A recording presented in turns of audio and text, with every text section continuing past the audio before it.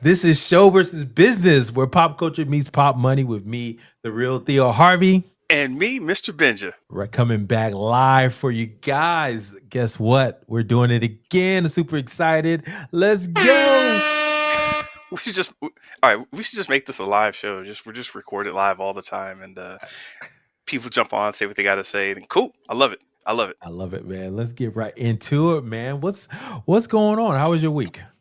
Check this out. I was at the grocery store, Trader Joe's. I don't know if you call that an official grocery store. It's like this, the weird hippie grocery place where you can buy your something like orange and chocolate brewski, your orange chocolate lagers and whatnot, all kinds of weird stuff. But anyway, I was over at Trader Joe's buying some of these little Korean snacks, right, and some other things that they have in there. And I left, and I was like, yeah, I feel like I should hang out. I should watch a movie. I should do something. I just need to relax. And I didn't have anything perishable that I picked up, right? Um, and I looked over at the movie theater that's in the same little strip mall. I stared at it for a few seconds, and then I was like, I don't want to watch a movie. Movies kind of suck now. And I just went home. And I had never had that thought before. I was always like, well, maybe there's something I could watch. Maybe there's something I should be into. Maybe let me go see what's over there. And I just didn't have there's a certain joy that wasn't there when I looked and I drove home thinking about that. Like, man, is the magic gone for me? Is it gone? And then I went and got on Instagram for about an hour and a half. What? You went to go? Went? About 90 minutes of Instagram. So that was my movie. Oh, okay. Yeah.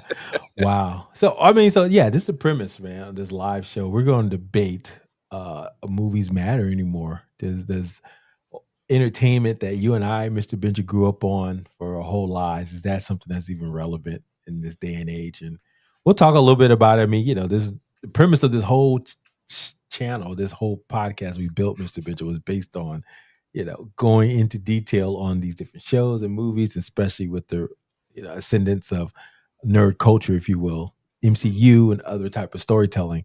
But wow, man, here we are. Wow, what 5 years? Well, really for us, 3.5, 4.5, almost 4 years into this thing.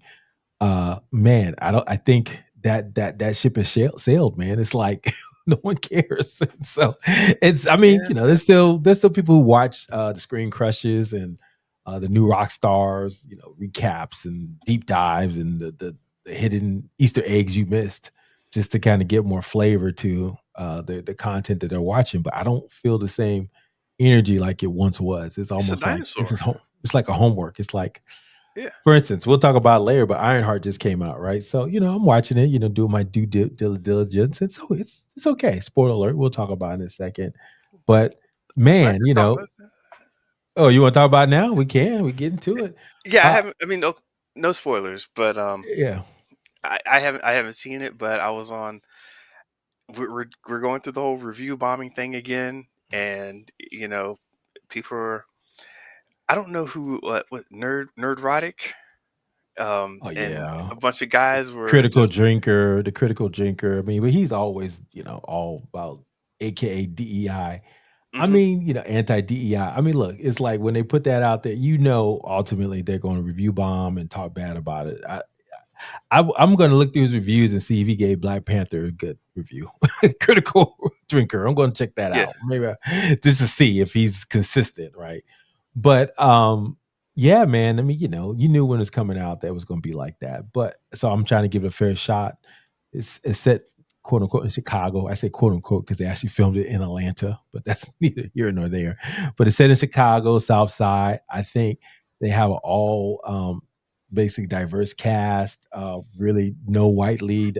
There's a side character that's in there that's white, but Yeah. they very I guess casting forward, if you will, for lack of a better word. We don't want to say the D word, get labeled those work bros.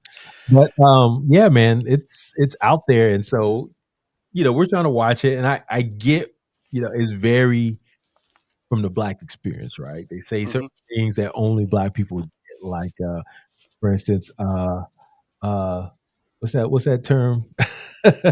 What's it? Listen, Sway, or do you remember that? You remember that? Who said that? Houseway. Yeah, Yep. House. Yep. Yep, see stuff like Yeah. that. Houseway or Goodbye Roger. I don't know if you know where that's from. Nah, nah. Missed that one. Sister Act, sister. Oh, yeah. Hi, Roger. So it's little snippets like that, and then the music is of a piece and stuff. So anyway, it's a lot. It's very immersed in that, and if you don't know Mhm. that type of stuff, it can be seem off putting. So yeah, man, I can understand a review bombing. I mean, what have you heard from what you saw? I've been on Threads, man, and Threads is very. Here's the thing, you got this whole echo chamber where you're only hearing from the people that kind of relate to you. So when I get on Threads, all I hear is the praise from it, like, "Oh, it's a great show. What are they talking about? They're just haters and all that." Then I go somewhere else and don't adjust my or don't log in, and then I get a more nuanced view of it, and you hear a lot more of the people who had a problem with it. But in general, it's like this to me, this doesn't even need to be a problem anymore. When you really just like, hey, listen, we're targeting this audience. If you're not about this thing, then don't. It's just for this audience. All right, this is who we're talking to. And I think they're still playing around with a little bit of this. Hey, let's strike up some controversy. And it's like, don't- uh, that just muddies the water and messes Who's things up for striking me. a controversy? The people putting the review bombs up, No, or no, no. I'm talking about. Disney I'm talking putting up about the like stuff? from the marketing standpoint. Like, hey, little controversy is good, and maybe to their point, it is because who maybe a bunch of people wouldn't have checked out Ironheart if it wasn't for people complaining about it. But I don't know the numbers behind that, like internally what's happening. Yeah. I mean, critical. I haven't looked at his review, but a critical drinker, anytime anything comes out that's too, I mean, too You know, woke, or he got 1.5 million views on Ironheart with his title, Hilarious Garbage. yeah, and if you go back in history, yeah, he says Wakanda Forever, it's a mess, and Black Panther is the most overrated MCU movie ever. So it's of a piece. I want to see Yeah, but one show that Doctor Who is dead, is finally dead. Let it rest in peace. There was a black lead for Doctor Who. Um, if you just go through his history, man, you can kind of see it's just of a piece. But that's his brand, so it is what it is. yeah, so here's the thing I don't like, and what I don't want to do. I definitely get in arguments with this with some of my friends. Because I don't want to get lumped in with the opposition. Hmm. And I've said this before. I really don't want like a black Superman. I'm starting this off all wrong. I'm just gonna get It's blasted, live, right? bro. It's I'm live. just gonna get blasted for this one. But I think we can I think we can promote a lot of really awesome stuff and not ride the coattails of white performers that have done this before. I don't want like well, hey, they did it, we can do it too. I'm like, hey, we have a bunch of other characters we can look into. We have a lot of lore that we can bring forth. And then when we do try something like that, like, hey, let's bring up Luke Cage, let's bring out some of these other characters, and then that's when they start like undermining it a little bit and softening it up. So I'm like, it's almost a damned if you do, damned if you don't kind of situation where Mhm. it's really hard to get a lot of these properties out there and make them authentic without being corny or overly pandering to the message crowd. Like I remember when I saw Captain Marvel, I didn't think that was terrible. It's a whatever movie. Yeah. But I remember in the intro when it was like, you know, Captain Marvel makes history, and then all of a sudden they replace the his with her. So Yeah, I Captain saw Marvel makes her story. I'm up there watching it like, was that necessary? You know, that. it's like Yeah. it's a like, message right there. It's Message. was that little bit necessary? Did you need to Yeah. call it out and say her story? And the reason I say it because you have this thing about pulling you out of, for me, stuff like that tends to pull me out of the story. Yeah. I want to involve, I want to like their story because of who they are. I don't want to say because of who they are, I'm going to like their story. Yeah. I agree. I think that's why I didn't read any reviews, good or bad, before I went to Ironheart to kind of make my own opinion first before I read anything. And so I would say this, so my whole family's watching. My wife was like, "Oh, I can get with this." I knew that she would kind of like something like Oh, this, oh, oh. but it's it's a little slow in places, and so I could see it's not getting that tone right, right? Because she's Iron Man basically, and so there's gonna be a lot of tech talk, but then it met really around black culture, which so it's that those kind of mix. I'm saying they don't mix, but it's like it's hard to get that tone right, right? Where it's like I'm going to be really techie on AI stuff, Mhm. and so I'm getting it, and then I get the black culture piece. But then my wife is kind of lost when they start going into I got to get this fiber connected, cyber mesh suit so I can get inside and with this laser beam. And she was like, I see the eyes glaze, right, with her. Yeah. So it's an interesting tone and balance, and I think they haven't kind of quite met it. But it's a show, it can evolve. But anyway, like I said, I agree. I try to go in just be pleasantly surprised about where the story can take me and kind of get a sense of where it's going. But that's probably why Hollywood sucks right now because people can't go in with they have to have bias. But I think human beings have bias anyway. But it's like you're having these review bombs. You have people who have agendas swaying, and they have big platforms swaying things left or right based on what their agendas are, right? And I think that's what is making movie and TV shows not as fun. And then on the rare occasions, I get this maybe once or twice a year. I can Mhm. count on like one hand shows, movies and shows. I went in completely blind. Was like, wow, this is amazing, right? Godzilla Yeah. minus one. I told you about that last year, right? I Yeah. was like, wow. I can remember seeing Snowpiercer and just being like, wow. Well, So it's like these things where you go in and but it doesn't happen often, man. And I blame the internet. So to your point, yeah, Hollywood does suck wait, right now. wait. Why do you blame the internet? Because who that's always the place to go to blame the Oh, internet. all right. But I mean, just just talking about those spoilers or messing up yeah, you're talking about spoilers. going Yeah, in clean. spoilers number one, yes. Hmm. But also this whole like you said, uh team based kind of review bombing, right? Or trying to persuade people against a Yeah. certain entertainment. Not haven't really seen it, right? But they're Hmm. just going by. Probably they probably watched the recap on uh what's it called? Screen Crush or or what's the other one? Yeah. New Rock Stars, and now they're reviewing it instead of Yeah. So watching the so show. then so yeah, and you look at the comments like, dude, I knew from the first seconds of your of your commentary that I wasn't gonna like it. Glad I saved my money. Stuff like that. Yeah. So it's It's like, just man, what are you talking? of a piece. And so that's why, to your point, so yes, the spoiler pieces of it, but also the whole biases that people bring to the table instead of just going in code and just because obviously and I have a bias too, right? I wanted it to work. I said, I like what it stands for, so I wanted to see what it could do with that in that box, right? And so, and then also, I also would challenge Ironheart.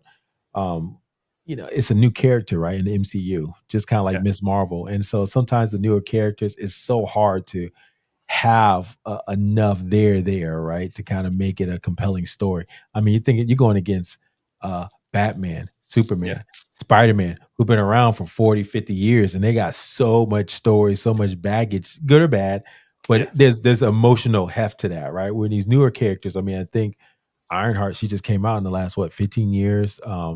Miss Marvel, same. So it's Yeah. kind of like and their initial story is, I mean, it gets no better than Batman, Superman, Spider-Man, right? Those are just core elemental origin stories. Their stories are, kind of like, yeah, mixed. The origin stories. So Yeah. anyway, that's just my take on it as a character, but also why the internet is messing up Hollywood for the most part. And don't get started about the AI of it all, but we'll talk about that later on another pod. Yeah. Did you?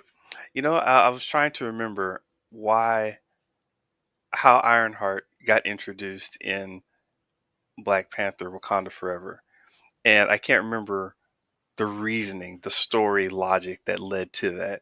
I just remember it was like, oh hey, we should have this person in here, and they showed up, and Yeah, only reason I remember because I saw the recap. So oh, I yeah, remember okay, I know now how she got introduced. It was I don't know if you remember, they had someone had created like a vibranium tracker and it was her and she did it on a whim, Riri Williams, and she yeah, did it just for fun. And so that's when Shuri had to go find her and confiscate that and then put her on the adventure to Wakanda.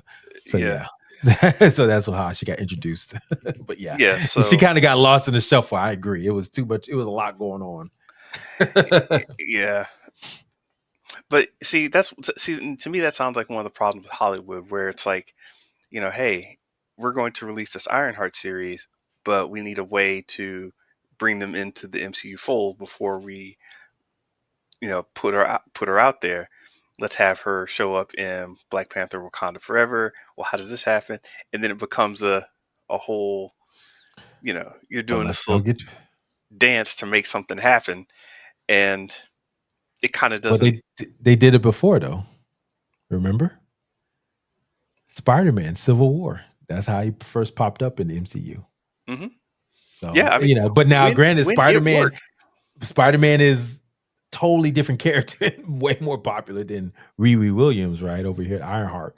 Hmm. But they've done it before, so it's not like it couldn't work. But yeah, I think who knows? It might have been stronger. She might have had a stronger introduction if they were really Chadwick Boseman was still alive and there was a different story. I mean, I'm sure they're going to introduce her some kind of way to kind of expand the brand. Look, I get what Marvel's trying to do, man. Look, they're trying to say, hey, we got it. We got in game. Everybody's happy.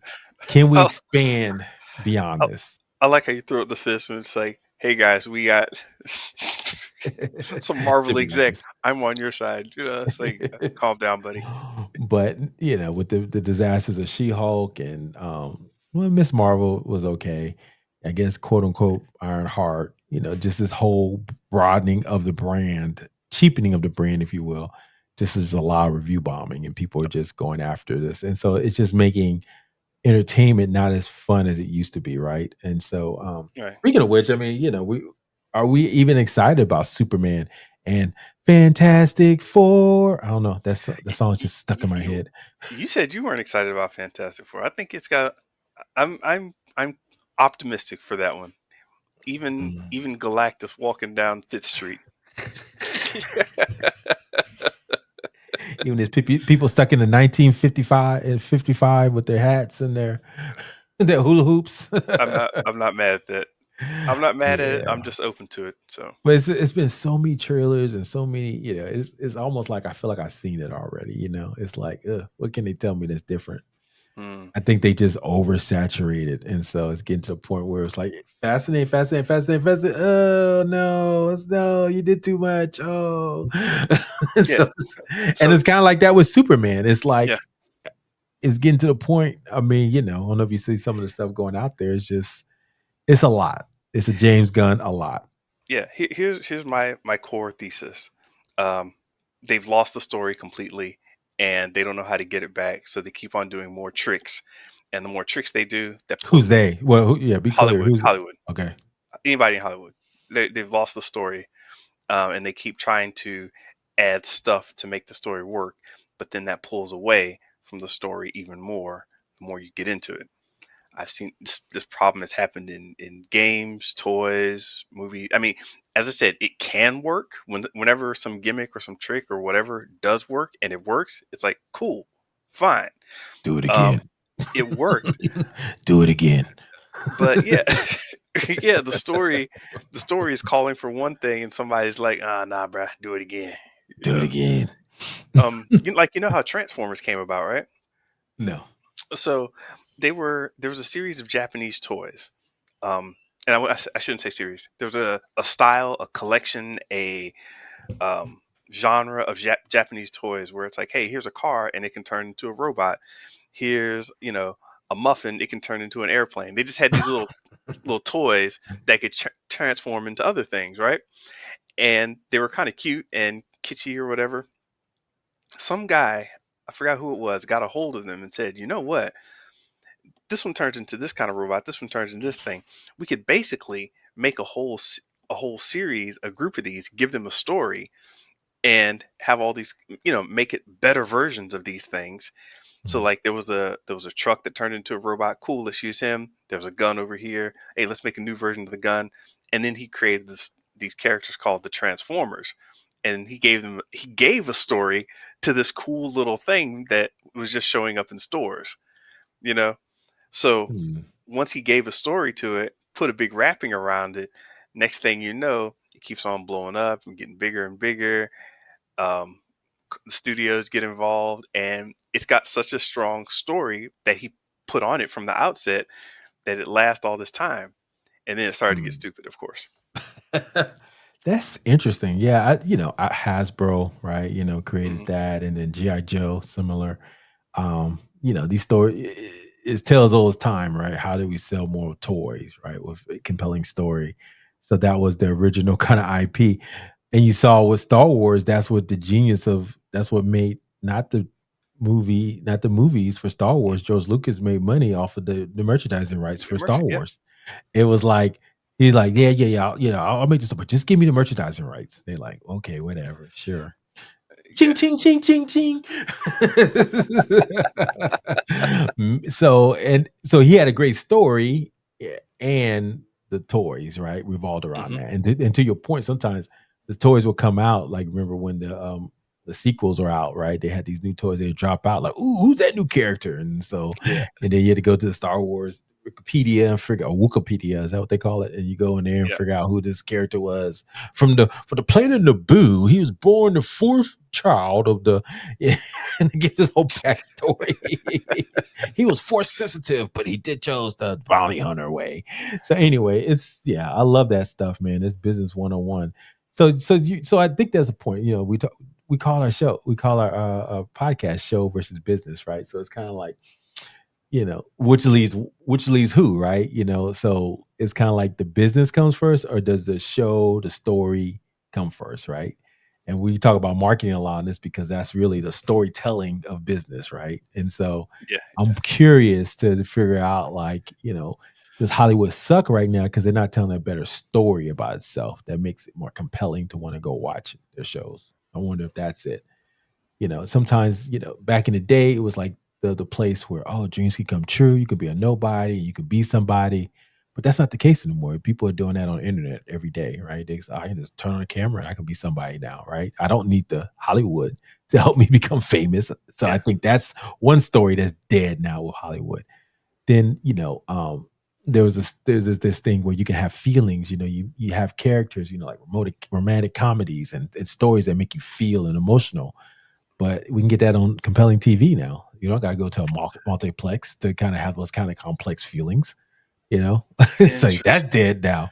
You get what I'm saying? These narratives that drove a lot of Hollywood for years are starting to die Yeah. one by one. So you're And saying like the only place we can get this narrative and match up with it was the theater at one point, but now it's like, hey, um, Andy was saying, like, way back from Spinal Tap, how that kind of, this is Spinal Tap, that mockumentary kind of thing, how that laid the foundation for a new type of filming where it was like this fake documentary sort of thing, and that allowed like The Office to happen years later because mhm, The Office kind of riffed off of that and a mhm. lot of the reality shows like The Real World, their filming style, and stuff like Yeah. that. What's it called? So Cinema verite, I think it's like, cinema verite, I think that's the term, but yeah. okay, But to your point, that's just like real world,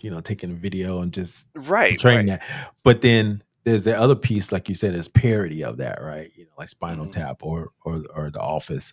And so, yeah, this is of a piece where people are kind of like drawn to that a little bit more.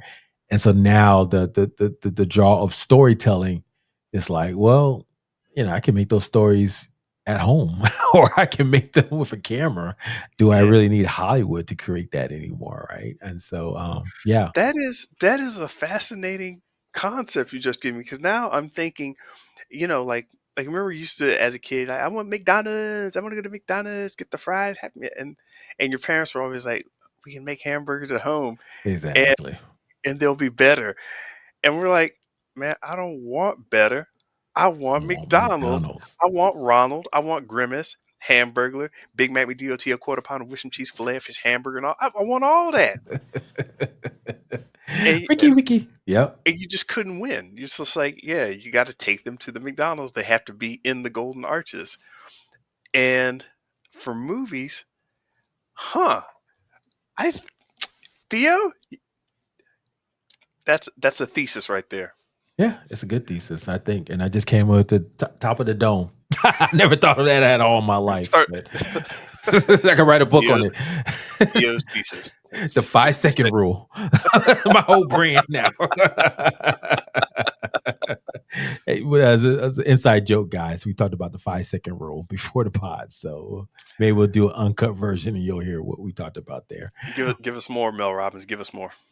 So yeah, man, I think they just lost the thread. You hinted at it, right? They just lost the thread of the story. And when you said that, that kind of triggered in my mind. You're right. There's always been storytelling around going to the movies, right? And once they kind of lost that, the last story they told, which is probably the one that's going to kill it, was the IP story, right? You know, the go watch Marvel. This is the only place you can find these interconnected stories that are big and Yeah, yeah, grandiose. And now that that's dying out because the stories aren't good anymore, they're not interconnected well. You know, they just thought they were just throwing stuff with phase 4. They were just throwing stuff on the wall, see what stuck. How many of those end credit scenes will we see ever play out? None of them, probably, maybe one or two, if that. So it's got to the yeah. point where that story has dried out, and that was the last one, beyond one of the last ones. Because now so I read the what's his name? Adam Conover said this. I listened to. I think I sent it to you. He sent a nice little thesis about this. He said the reason why IP came to Hollywood and killed Hollywood because previously you went to watch a movie because it was who was in it and what was it about, right? And so there was different Yeah, genres, we're feeling the actors, but once they went to genre storytelling, who cares? Who was I mean IP? Who cares who the actors are, right?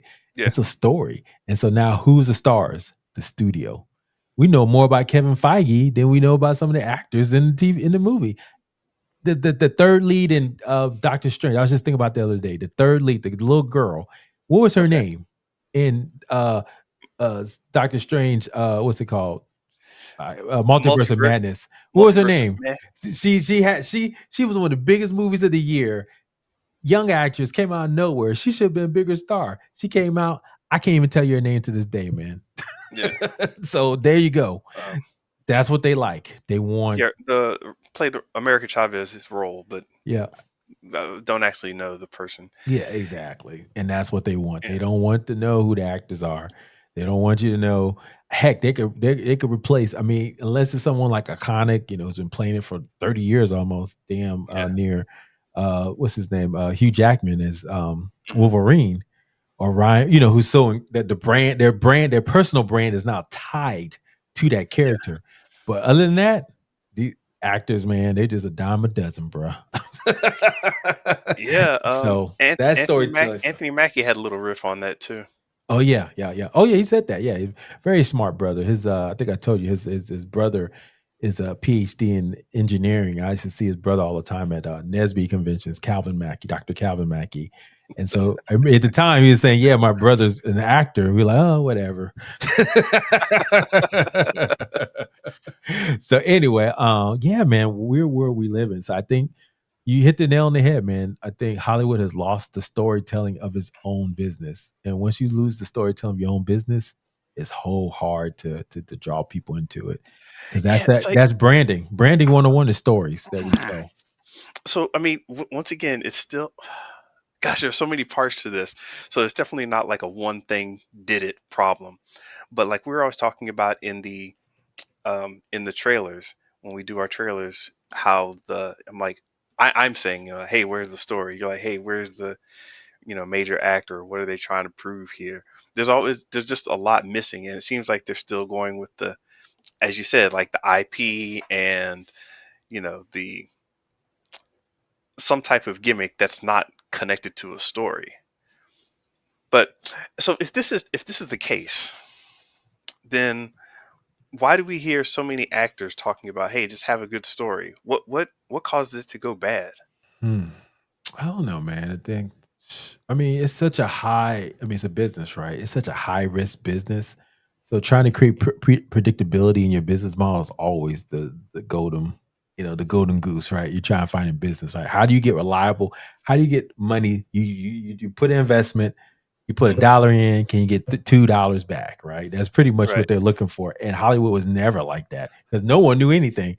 They were just trying to mitigate risks. And the way you Yeah. mitigate risks is you know anything about portfolios and how to put them together from a stock market standpoint.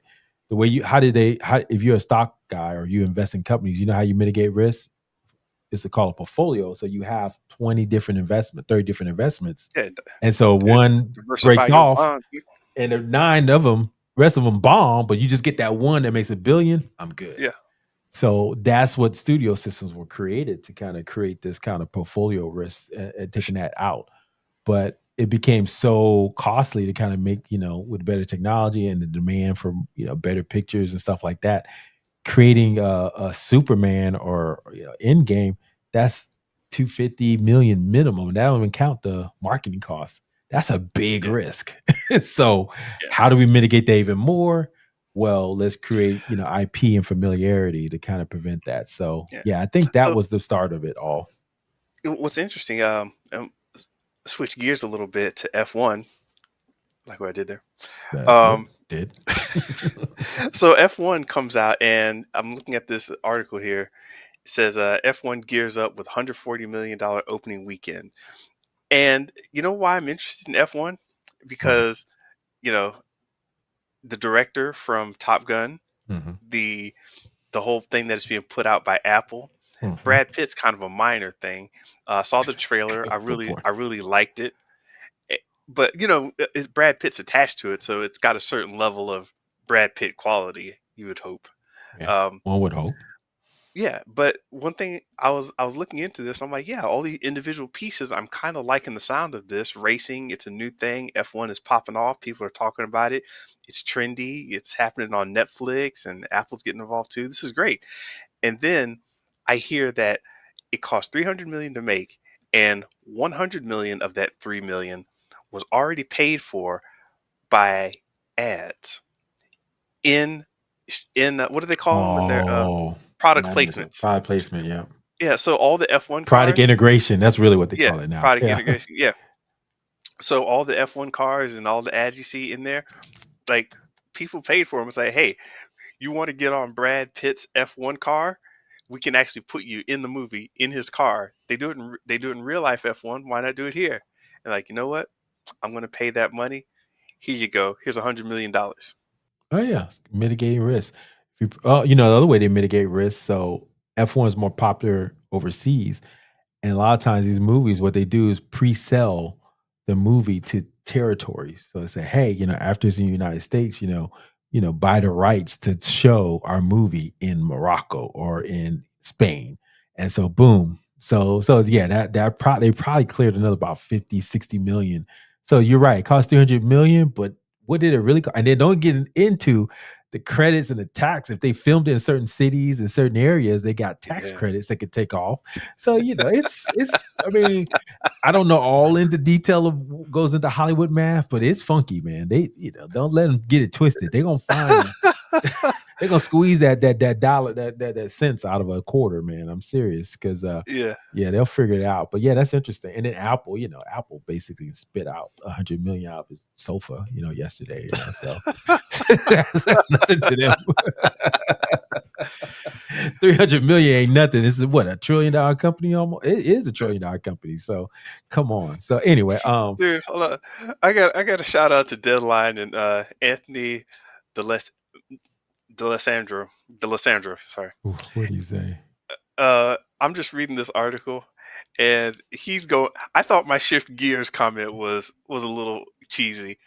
This guy starts out, no need to change tires here because F1 is still zooming around the track, and he just keeps on going from there and just How doesn't that stop. breaks out, no pun intended. Yeah, yeah, yeah. Rivals are seeing F1 going off course. There's bound to be more.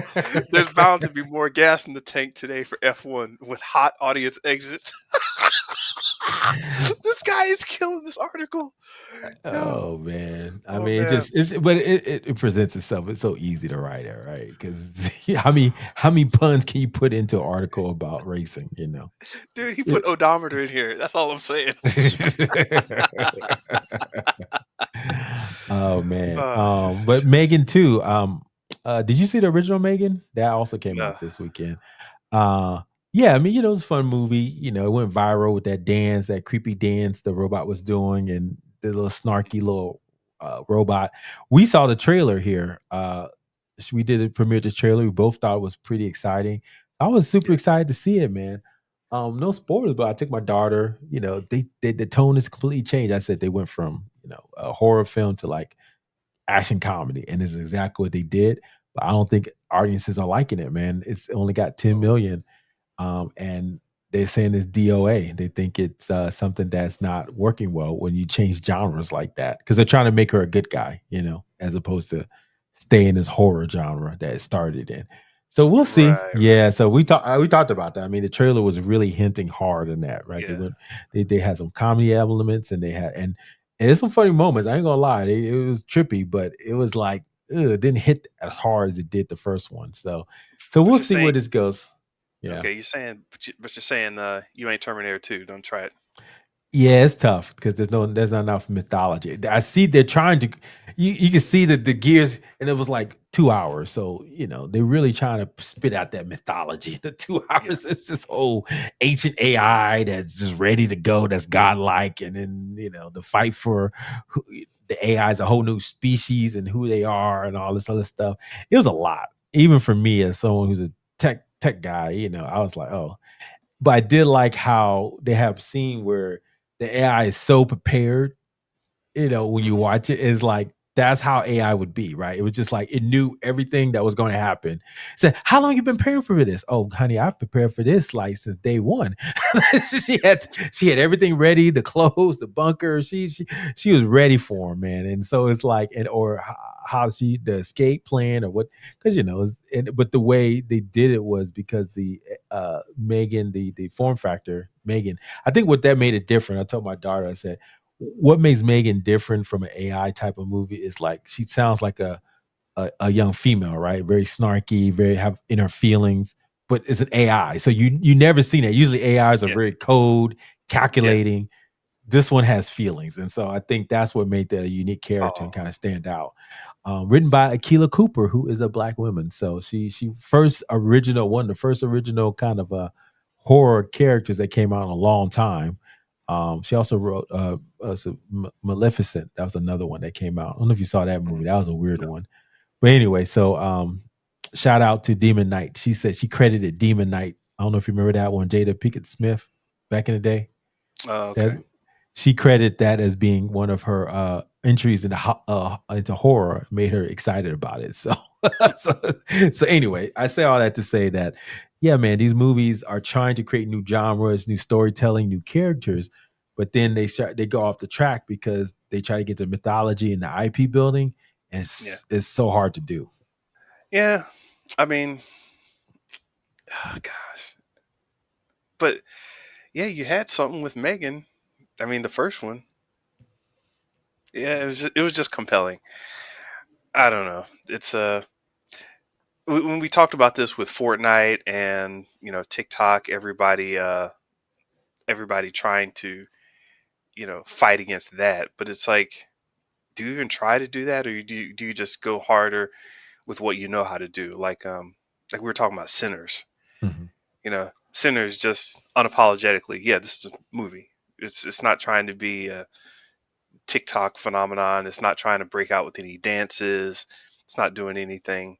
Um, yeah, I mean, it's still going good, right?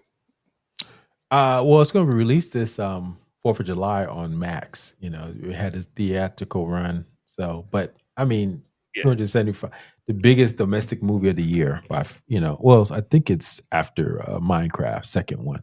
But that's amazing for original story. I mean, but let's be honest, it's a brand though too. I mean, Ryan Coogler brand, Yeah, yeah, Michael B. Jordan brand were strong, and they have a good yeah. storytelling. I mean, so You mean if strong, strong, strong yeah, with the the Oakland strong. I'm feeling. I'm feeling yo. I'm feeling.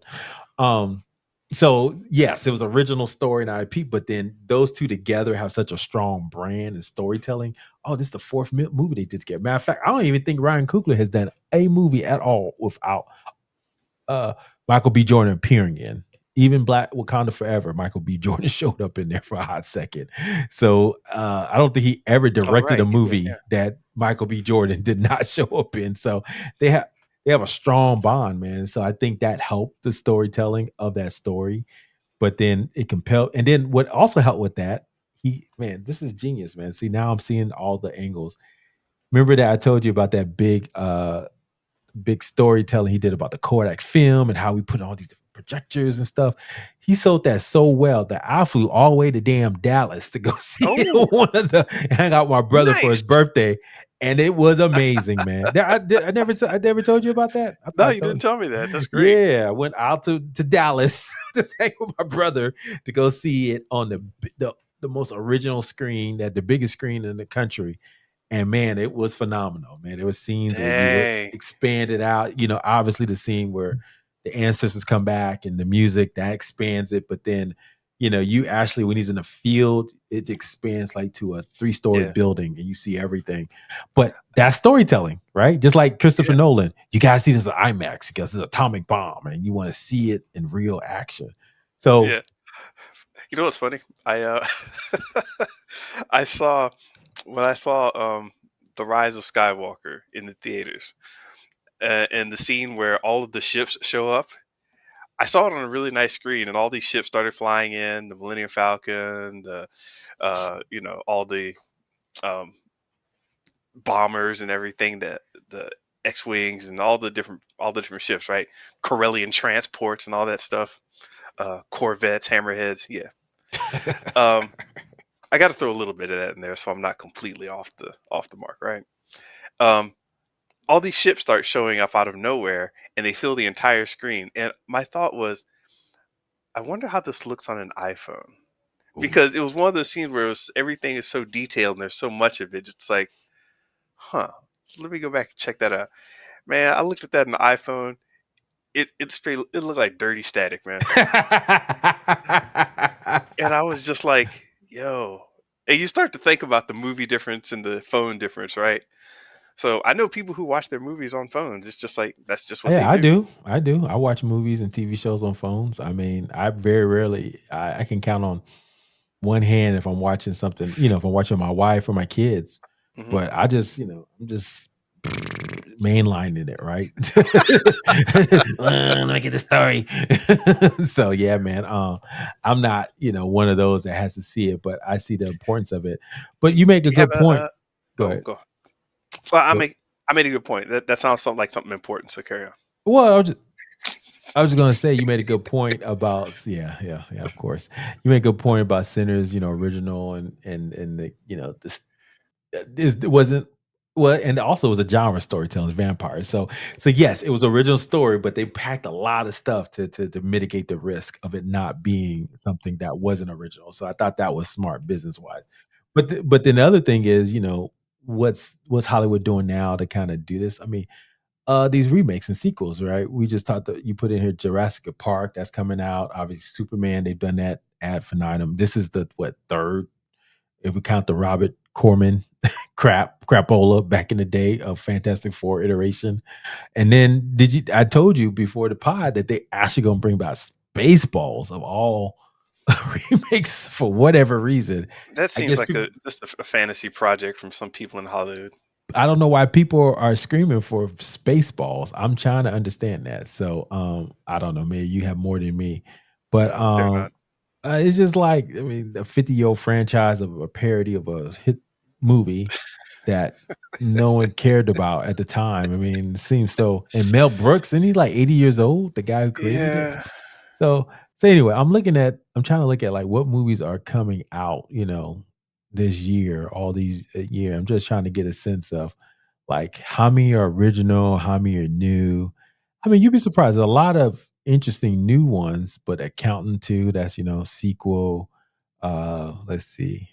Snow White is a, remake, basically a live action remake. Um, let's see. Minecraft IP, big IP.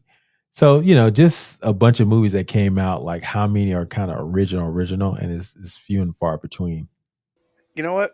I'm going to connect back to an earlier thought, and you're right here. When you're talking about original ideas and concept, when back in the day when we said, "Hey," it's like, "What's up?" I went and saw this movie. What is it? It's Jaws. Somebody would say, "What's it about?" That's always the question. What's it about? And that's when you start riffing off the plot, the theme, how the characters are, or some reason why they should be all about this movie, this experience. You say, "What's it about?" You can't say, "What's it about?" I mean, you can't reliably say, "What's it about?" with your answer being, "Oh, it's got a TikTok dance craze in it." Hey, what's this movie about? Actually, you can watch it on the Apple goggles VR headset. I mean, it's like it's harder of a sell, but that question is still the same. I People still ask me that question, "What's it about?" It's like, what's any movie about? And if you can't start like tripping over yourselves trying to tell them what it's about without telling them the story, Mm, then I think you may have a problem. good point. I mean, and I think, so they lost the thread of just that connection to what it means to be human, right? And creating genuine moments. Like every movie, I see a kernel of something that's why this person did this movie, right? Every movie, I don't know what it's just like. Even in Megan 2, there was a moment where the robot and her were talking, and I said, "Oh, that is a genuine human thing." The rest of it was slop, but it's just that one moment, right? This is what they were doing, man. This is why they did this thing. And even in TV shows, man, you can tell when the TV show is working when like the bear, right? What two characters, always resonate for me, and since the reason I read the bear is because, I know you watch it, is Carmi and his shoe chef. I can't remember the act. I know the actress. Her name is Idra Adobe. I'm gonna say her name wrong. Apologize, Oh, but I know. oh, But his sous chef, right? His yeah, second in command. When they talk, I said that's the story, right? I mean, yes, he's got good stuff, yeah, yeah, interactions with his cousin and everybody else.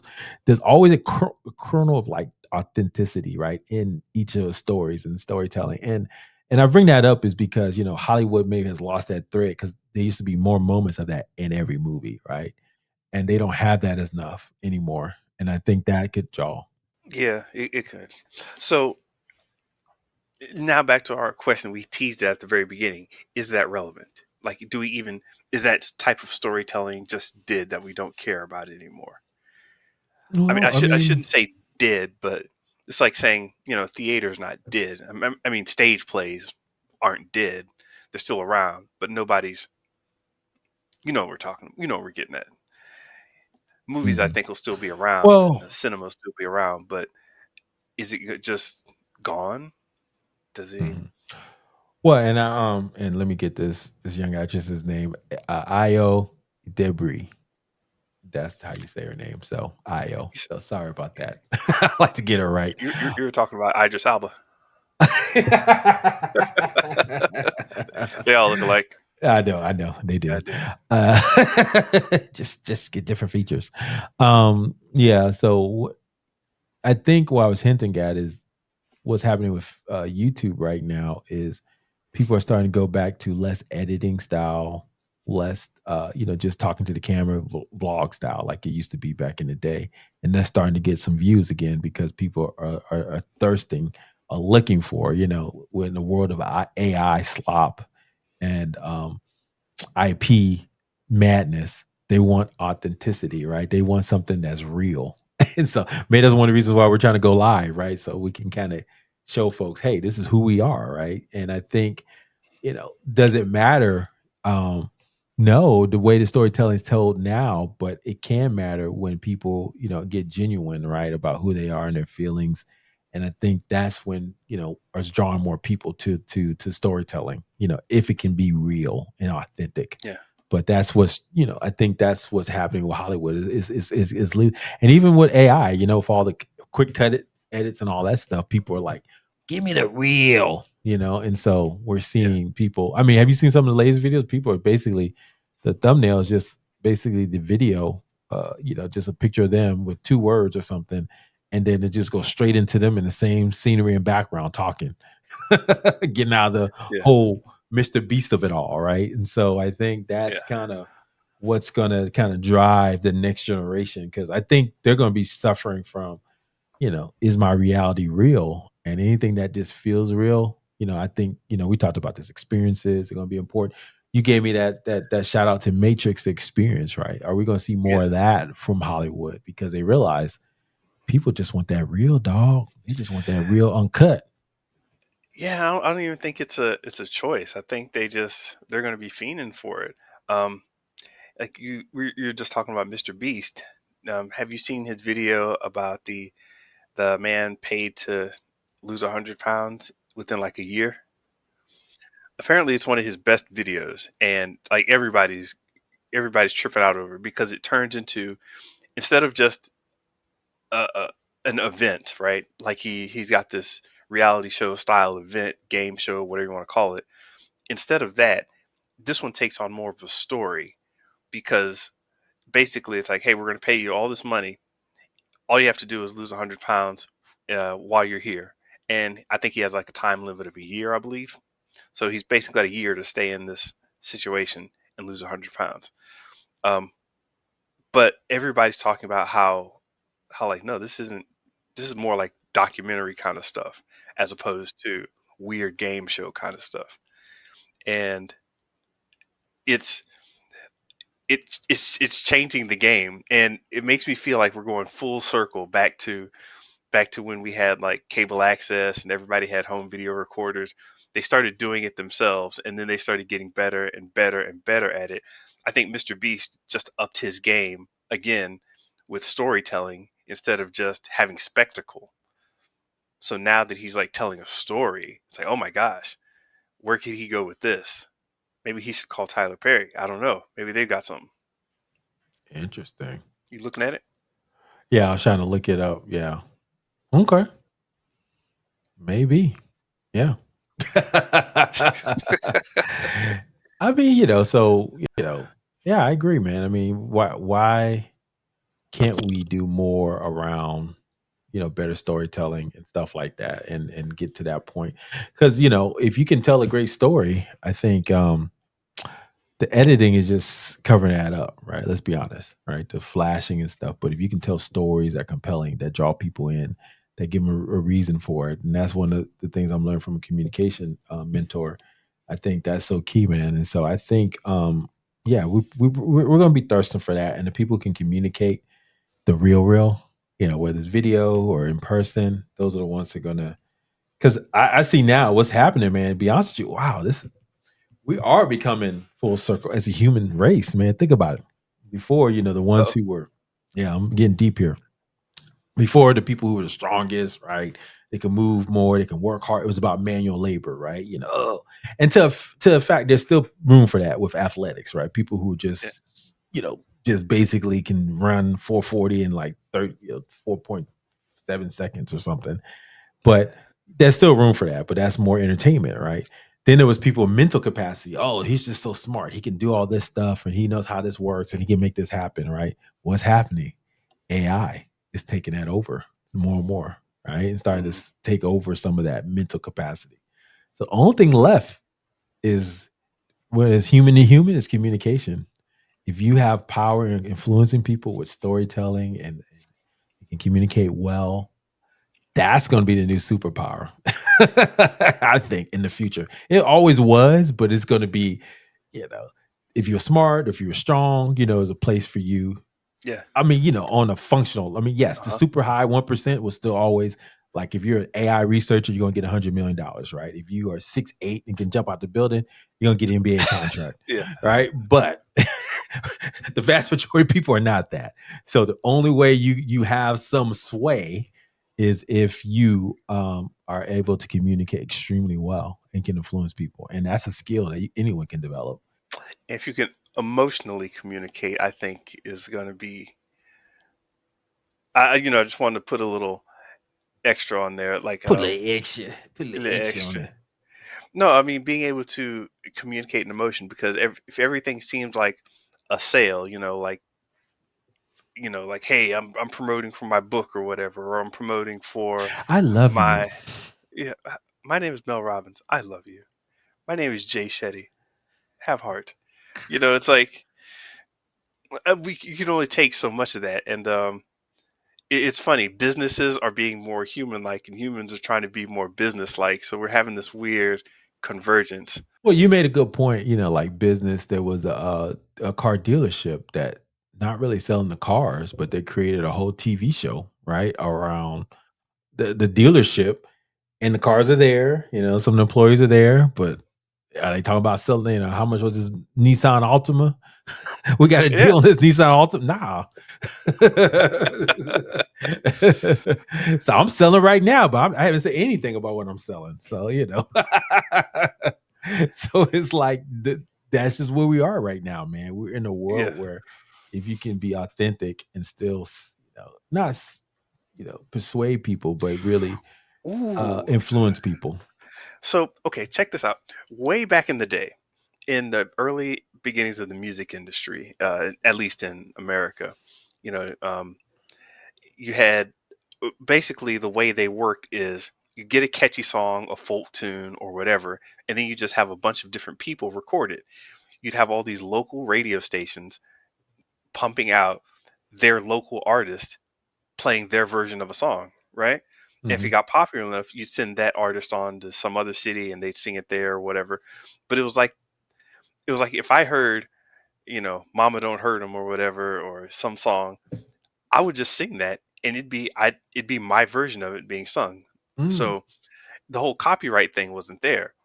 And when Motown came around, this is when people started like, "Hey, let's try to get that Motown sound. Let's just steal it from them, and then just sing this all over the place." And kind of um, erase the original black voices off of it, and that's when it became a whole problem, right? Or it was not became a whole problem, but you realize that hey, this is a serious problem. But that aside, what if we get to the point now where we're all stealing memes, we're stealing ideas, we're stealing all these skit ideas? What if it doesn't matter anymore where the original idea came from? If I just want to see my local car dealership do the same exact skit that some other car dealership in Montana did. It's like I don't give a damn about the people in Montana, but the people down here, near Culver City Toyota or whatever, I don't even know if they have a web page, but it's like maybe I want to see them do it. So you start having all these different ways of just, hey, let's recreate all this media for our immediate local audience, mm, whatever local means. mhm. Yeah, I mean, I remember watching some of Callaway's stuff on YouTube. He's kind of like this content business guy trying to do stuff. And he just had one video. He talked about that. Yeah, content video. So many content video business guys out here. But anyway, he made a good point. He said businesses are going to start kind of becoming from, like he said, from art curated, from their social media to more of a TV station.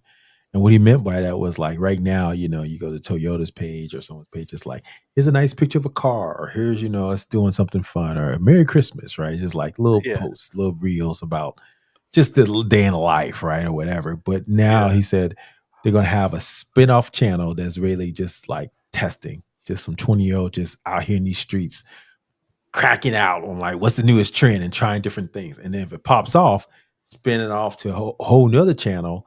And that's what they do, right? It's like maybe it's like a channel about let's say your car dealership, but it's like, dealing with a mechanic, right? Or the day in life of a mechanic. And it's like boom, yeah, boom, boom. That's all the content they do. They just spin that out. And then they're going to have another channel that's just basically about the user experience, right? Oh man, yeah, I need a new car. And just like, what are the problems that their average customer avatar is faced with, right? So what I'm yeah, saying is he's like, he envisions a world where you have all these different social media content, especially with AI. proliferation and being able to make this so easily now, you could have about 20, 30 different social media channels all targeted toward different audiences to draw them back to your main content page over time. And so I was like, wow, he's right. That could be a game changer. Right now, people are playing, what we're trying to do is go wide, wide. Oh, I'm on TikTok, Facebook, Instagram, all this stuff. But so, just go deeper in each one of these categories. That's like, yeah, Yeah, deeper, spread it out, right? So, yeah, can you have a buyer, avatar buyer? Now it takes some time, but over time, that avatar can eventually lead them back to your product that you're selling. And so, and I think that's where business is going, man. It's just like, you have to, content is king. I mean, I've literally found this one. Yeah, I was telling you about shout out Crafting with Cassie. I mean, I've been looking at her content, man. That's what she does. She said that. She said that's part of her origin story. She went live at her lowest point, and that helped her, get over and start to sell things online. And I believe it because you're on live and you build a personality, you build a hmm community, and then now every time she turns on camera, it's just making money for her because she built it over time. And I think that's where people are starting to realize content. That's what I'm trying to do more. I'm trying to figure out how to do more you know, authentic content. yeah. There's a big study here to be done about the whole affiliate marketing thing too, because there's a Mm, lot of that going on where instead of seeming like an ad, once again, it just becomes part of your content. There was this like there's this one landscaping guy. I mean, there are several of them online, but there's this one landscaping guy. In every video, he was like, "Yeah, so there's this weird patch of land here. It's just kind of an eyesore, and some of the trees are dying and things. So I'm just gonna go out here with my insert brand name tools here and cut this down. Blah blah blah." And it's legitimately interesting. But he's like, "Hey, I do this for fun and everything, but I do have a link to such and such. I get paid a little bit for every time one of these things sells through my link. So if you don't want to check it out, buy it there." And it's so genuine that I was like, "Huh, that's kind of cool." Guys just going around cleaning up stuff, and I don't know, maybe he's a slob in real life and just playing the cleanup guy on camera, but I was feeling it. I was invested in this guy. Like every time I saw a video, he's like, "Hey, there's this alley with this weird plant growing up through the concrete," mm, and it's like, I have wondered about that because I know there's a down by the ramen shop. There's this big ass tuft of grass bursting through the mm. concrete. How do you get rid of that? So I don't So, know. I think also, as we start to think about where we want to take show versus business, I'm gonna ask the folks out there too, when we record this or you listen to live, what are some ways you can start to incorporate content storytelling into your brand and how you're gonna draw people out and build those honest connections, right? I think Mr. Bencher, you're good at community building. I know you got some stuff coming out. I have some stuff coming out too. So I'm trying to think how I can do more of that. So I would love to get comments from folks, what they're doing out in the world right now with their storytelling. That's why we call this show versus business. Yeah, it started out as more entertainment business, TV shows, movies, but I think as we're starting to evolve this channel, I'm seeing it become more about general how do you create your own business and use storytelling to do so. So I think I Yeah, want to see more of that over time. Mr. Benjamin, did you want to get in some trailers, or was there anything else you wanted to catch up on? yeah. One quick comment. Guy left a comment said, "T'Challa King 8926. Thank you very much." He says he was commenting on the Sandman season 2 trailer. It says, "So, can you even comment on something you don't like?" The answer is yes. We're not here just to big up everything. If it's something interesting, we'll comment on it. It's not like we dislike it. It's just that it's not our. It, well, I kind of thought it was cool. It wasn't your thing as much. But if something's not my thing, like I'm not generally a rom com fan of any sort. I'm like, whatever, Yeah. you know. Um, but I will comment on it. I'll just give my opinion and from an artistic point of view, not a personal liking point of view. I do try to separate those as much as possible. But anyway, yeah, that's that. Trailers. Buddy, well, real quick, buddy. Yeah, man, we can physically comment on anything in this world. I mean, that's just what it is. So, sorry. We have the I don't know nothing capability. about. I don't know nothing about European politics, but I don't like that guy. Yeah, exactly. Exactly. So, welcome to internet. I dislike him. Not even don't like. I dislike him I actively. I I'm love just it. I kidding. love it. I love it. I love the European Parliament. I guess British Parliament. Anyway, um, so let's get into some trailers. You ready for them? Let's do it. Yeah, we got a couple here for you. And let me close these windows because I was messy. I'm a little cleaner than I was last time. I'm still a little messy on my tabs. All right. Don't be messy. So, you want to start with Ice Road? Yeah, let's do some Liam Neeson's. Yeah. All right. This is our official trailer reaction. First time reaction, first time seeing to Ice Road Vengeance. Here we go. In 3, 2, 1, play.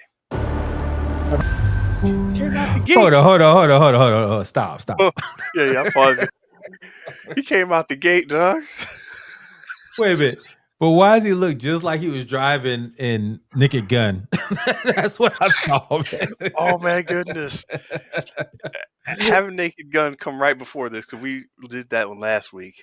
Oh my Oh goodness, you're man, right. yeah. He was just driving all hard, and oh my goodness, I gotta go. So he was driving that truck, Oh my boy. goodness. Anyway, man. All right, man. You ready? Let's. Unpause. Hold up. Yep. So, do you like the style where they show you a bunch of craziness and then they're like, all right, that was just to get you watching, and then they do the calm scene to build it up and then get back into it? Does that bother you at all? No, it's like the teaser to the trailer, right? You know, I kind of like Yeah. this. Kind of like when you do a video, long form, you put a little teaser at the beginning and get people excited. So yeah, we used to do it on our podcast too. So I'm not bothered by it because I know action's coming. So yeah, I like it. Okay, 2 minute trailer. I was just like, all right. Yeah, okay. Seems standard so far. I'm digging it, digging it. Yeah, All right, characters, yeah, coming through. Yeah, we're gonna unpause now. I'm all for it. It's all serious, but you messed me up with the Naked Gun. yeah, I know. I can't unsee it now because he gets that serious look in Naked Gun. I get it.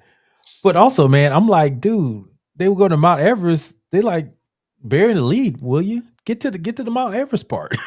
They were still on the bus Yeah, in you're dirt right. road. I mean, they give you one little glimpse of it, 2 seconds, and then you're like, oh, we're about to go. No, we're still on the bus in the dirt road. I'm like, oh, Yeah, come on, man. mind you, I have no idea what Ice Road even is. Yeah, Um, this is a sequel to that. But I've never seen a you trailer know, to Ice Road. context Didn't clues, see the movie. right? You kind of get a sense of what Ice Road was about. Yeah. How many ice roads can there be? You get there eventually. All right, all Let's go. right. Unpausing now. Why did it look a toy truck falling out? Dude, take it back to '70s Benny Hill dramas. Video. You see the screeching car, and next thing you see the side of the mountain, car flying over. Oh man, it's still no Mount Everest, man. We're still this damn bus. Oh my god, what is going on? Okay, Okay, just crazy. unpausing now. Thank you for Um, sending that me to me. They finally showed the damn ice road. It was like the last 2 seconds. Like this is called a dirt road. I mean, it was like, where's the ice road? oh man, Uh, that is funny. Um, that was entertaining. That was entertaining. very, very. I'm glad you picked it. Yeah.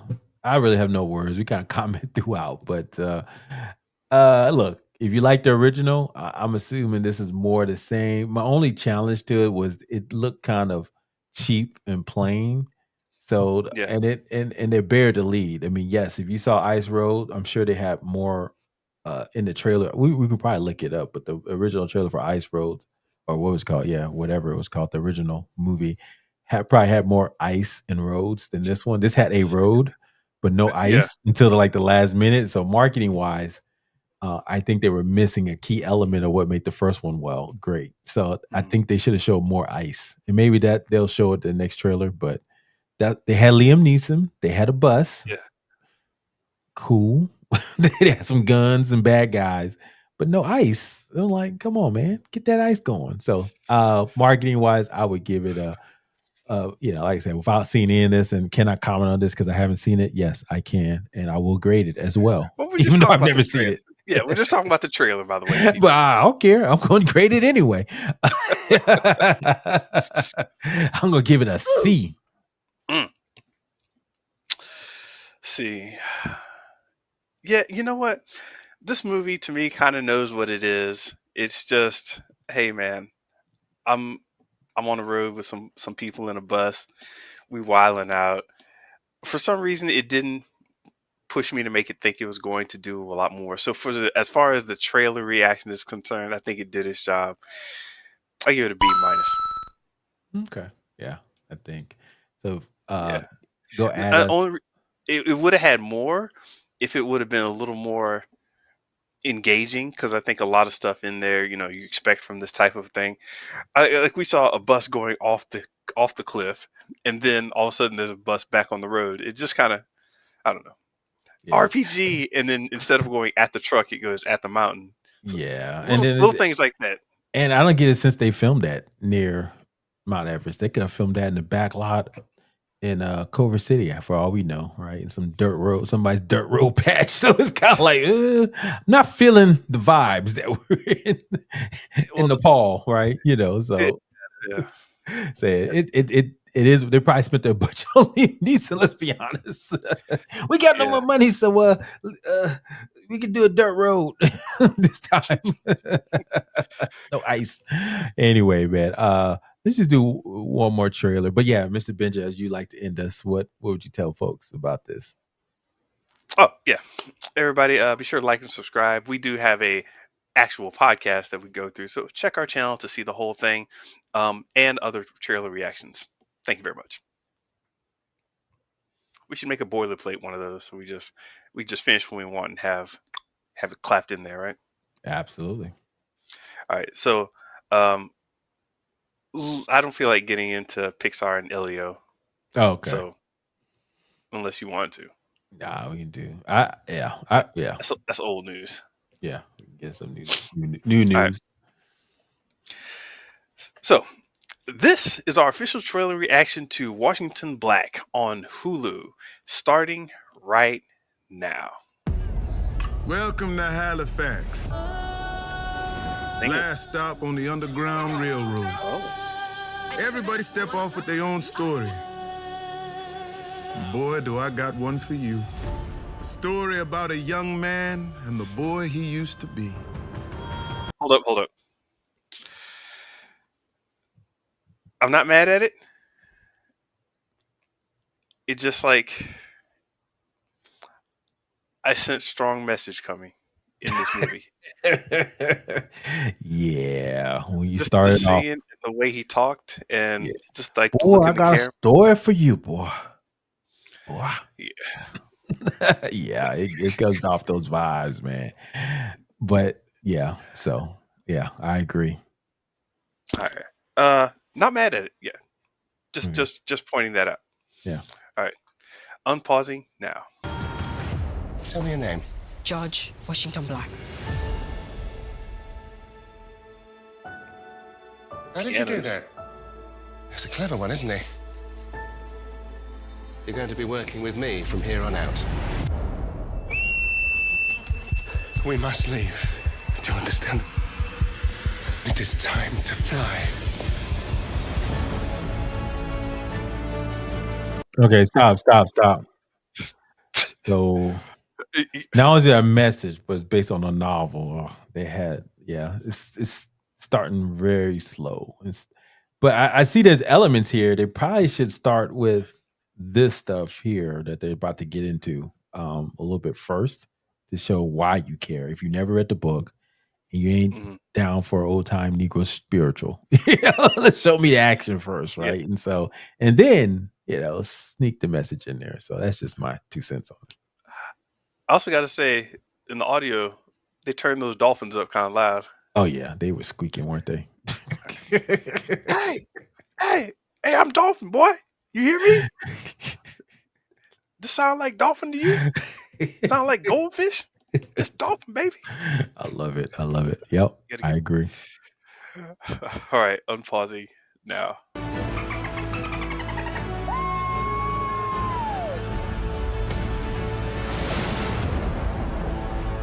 Big fella come in on the ferry looking for a black man. George Washington Black. We're both dreamers. Can't we dream up a different world? I've been passing as a white woman. Your marriage to McGee is vital to our survival. A young woman would burn down the world to find you. Death can't frighten us. He ain't gonna leave till the job is done. You are the job. Surrender to no one. Okay, pause. So, yeah, I think, see, there's some stuff here, right? I think with all this traveling and stuff. What was the movie? Remember Forrest Gump? Remember how they had that part where he was all these different scenes? You never seen the world unless you've seen it from Forrest Gump's eyes, right? That's probably how they should have started this, right? And then get into the whole, you know, he gonna get you, boy, of it all. But I think you got to get into he's in the desert, he's in the snow, he's flying. Why didn't you start that first? I don't know. Yeah, that was kind of. I did like that shot of him, throwing the little zeppelin down the line. Yeah, he's I think that's where they're getting at, right? This is a guy who lived an extraordinary life, but you know why they have to do there. And let's get to the exciting part, and then you come a long way, boy. And then you show him, Yeah, got to throw that boy in there, like he's high on the hog, having a good time. You come a long way, boy. yeah, And you show him, slavery times, yeah, something like that. So yeah. They got enough shots of the savior guy too. Like, I'll help yeah, you out of. All right, yeah. yeah. Okay. All right, continuing. All Yep. right, unpausing now. Only way black folk gonna climb this mountain is if we pull each other along. This just ain't his story. It's our story.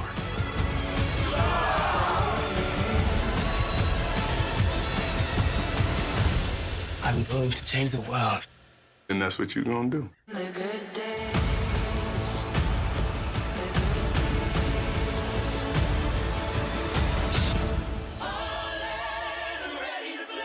Huh? Okay, it's a series. And then that's the all episodes, so that tells you they're just gonna burn it off real quick, because Hulu doesn't do that usually. They kind of give you pieces or once a week. So this is kind of like a burn off, so that's probably why they didn't put a lot of time into marketing it. Sure. So business 101. See, it's just everything is a reason. Yeah, man, it has potential. But I wish they kind of led with the more adventure side of it. I mean, I don't know. People who's this for, right? I don't think a lot of folks want to see 12 Years a Slave, or what's the other ones out there, Roots or stuff like that anymore. I think people want to be uplifted.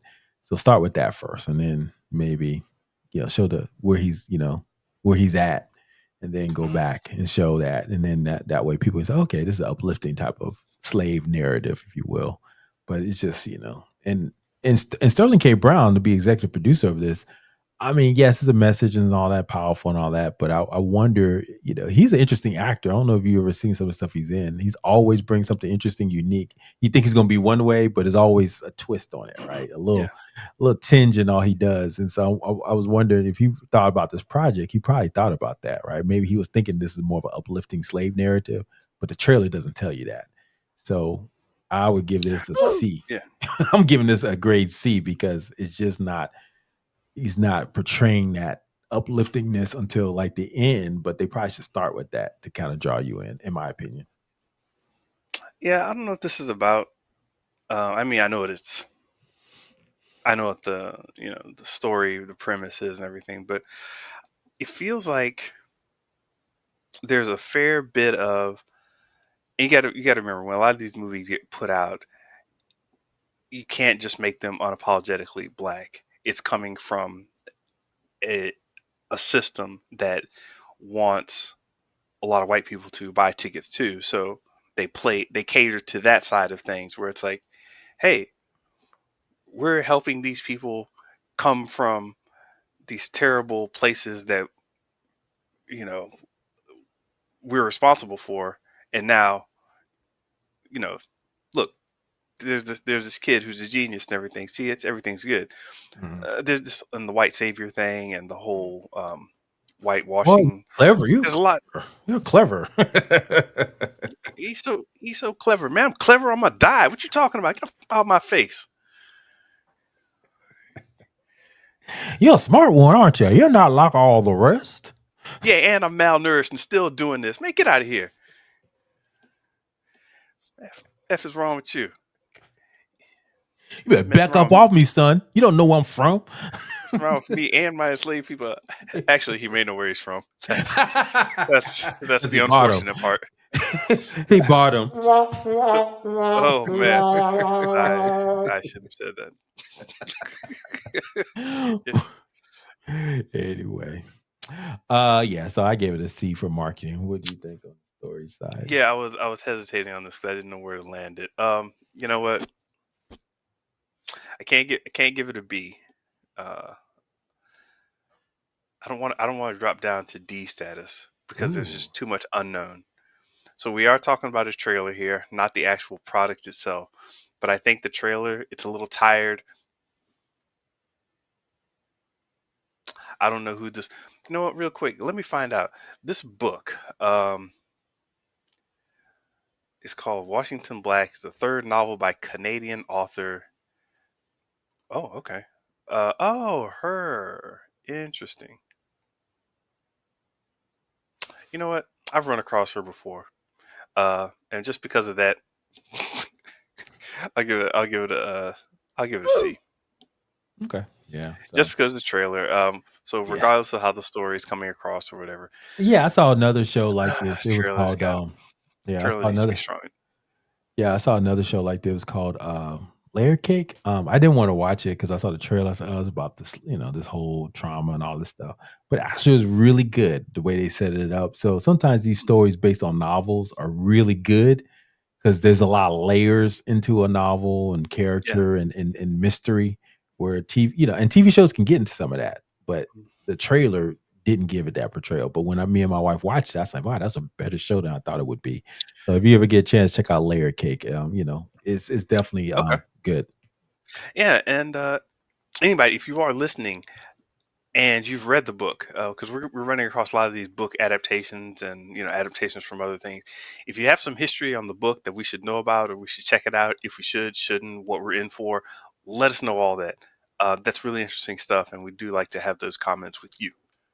Yeah. Cool. And I apologize. It wasn't called Layer Cake. It was called it's called Black Cake. So sorry. Yeah, layer cake is something else. Yeah, something else is called Black Cake. Yeah, it was really good. Yeah. So sorry. Shout out to I paused. I was like, but I'm not sure. Okay, black cake. Black Cake. Get it right, Theo. All right, Well, man. we do have. Please like, subscribe, and comment. We do have other videos. I mean, a full podcast even, and other trailer reactions. So be sure to check that out. And we thank you for joining us, Theo. How we doing? We're good, man. I mean, anything else going on for you this week? Man, I'm real quick. I was journaling, Mm. like doing my whole journaling thing, and I had to go back and read Gap in the Game because I flipped back through some of my old journals to review, Mhm. and I got really sad. I got upset. There's something I said I would do, and I didn't realize that I had said it in 2017. Mm. And it hit me like I had this idea that long ago, and something in me has kept me from acknowledging that and stepping forward in that one direction. Something caused me to, and I got really upset at myself, man. And I was like, I had to listen to the Gap in the Game again. And I'm like, shoot, I might have to turn back into the old me, Uh-oh. back in that got into the video game industry and was clowning on fools Can't who bring would it back. Yeah, that was a people didn't like working with me, Yeah, but man. gotta bring it back. Uh yeah, man. It's funny, man. You start, get of a certain age and stuff, you started reminiscing. You just like, man, you see that person that you once were and how many different ways you change, and now as I got older, I see they're just seasons that you go through, right? And so it's not they're never really you. They're just the periods of you Yeah. in those moments. And so it's like Hmm. this moment I was an asshole, right? This moment I was a saint. This moment I was, this guy, Yeah. but now I can see all these versions of me, right? And it's like, okay, now, it's all of a layer. And so now emerging to a different persona, and thinking who that is in the next half of my decades, if you will. I'm like, what is it really important to me, and what do I really want to do, and starting to drill on that. And I think, I hinted at just the communication style, really kind of investing in that, Yeah. communicating more effectively, storytelling, understanding that more. And so I think I have some visions on some of that. So really want to go deeper into that over the next, year on this podcast and my own. So yeah, or video, if you will. But so that's kind of where I'm at right now as I'm starting to transition some parts of my business in some different areas. So yeah, man, that's all cryptic way of saying, stay tuned. Basically, that's all I'm saying right now. Yes. But some things are coming. Some things are coming. Come, boom, boom, boom, boom. We about to do it. Yep. Anyway, man, that's it, man. I don't have any too much else, man. We can adjourn Yeah. for Close this out. today. Yeah, man. So everyone, thank you for listening. Show versus business. Look, if you like what you heard here, please check us out on Show versus Business on X, Threads, YouTube, Instagram. Listen to Spotify, iTunes, or wherever you listen to podcasts. And go check out our website. Get the latest information on what we're doing there. But hey, Mr. Benja, have a great week. Peace.